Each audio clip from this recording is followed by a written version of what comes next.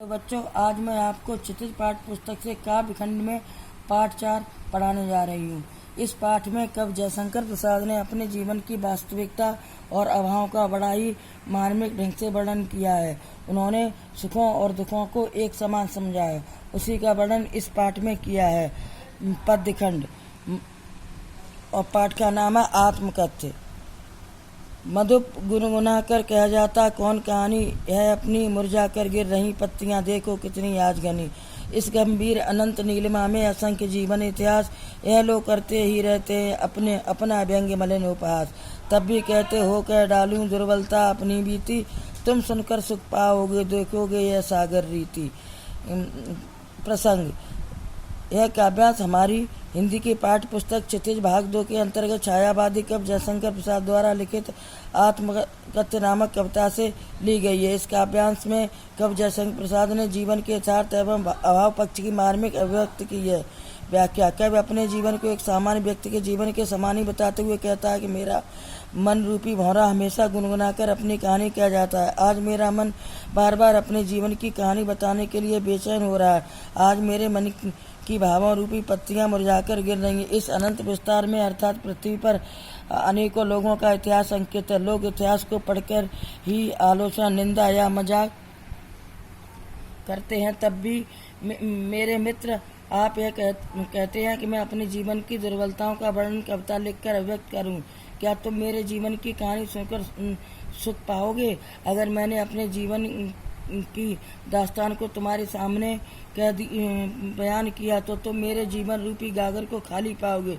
मेरे जीवन में ऐसा कुछ भी नहीं है जो कि विशेष हो। सामान्य मनुष्य की तरह मेरा जीवन भी दुर्बलताओं और कमियों से भरा पड़ा है। अगला पद्यखंड। किंतु कहीं ऐसा न हो कि तुम ही खाली करने वाले, अपने को समझो मेरा रसले अपनी भरने वाले। यह विडम्बना अरी सरलते तेरी हंसी उड़ाऊं मैं, भूले अपनी यह प्रवंचना औरों की दिखलाऊं मैं। उज्जवल गाथा कैसे गाऊं मधुर चांदनी रातों की, अरे खिलखिलाकर हंसते होने वाली उन बातों की।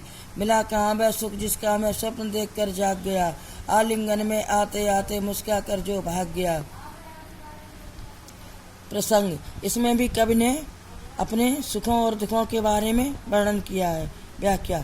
कवि प्रश्न करता हुआ कहता है कि मेरी गाथा सुनकर रस विभोर होने वाले लोगों, कहीं ऐसा न हो कि तुम भी मेरी परेशानियों को सुनकर स्वयं को जीवन के अभावों का दोषी समझने लगो और मेरे अभावों से आनंद प्राप्त कर अपने हृदय को उस रस से भर लो। अर्थात मेरी गाथा सुनकर लोग मेरी हंसी उड़ाएं। अगर मैं अपनी कहानी कहता हूँ तो यह एक धोखा होगा, क्योंकि हो सकता है मेरे भावों की अभिव्यक्ति मेरे मजाक का कारण बन जाए।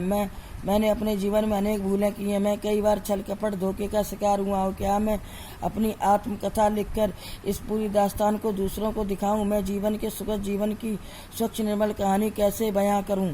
क्योंकि मेरे जीवन में केवल हंसी ही नहीं बल्कि अभाव, दुर्बलता, दुख, दर्द भी रहा है। हालांकि कई बार जीवन में सुख के कुछ क्षण भी आए, लेकिन यह सुख स्थायी नहीं रहा।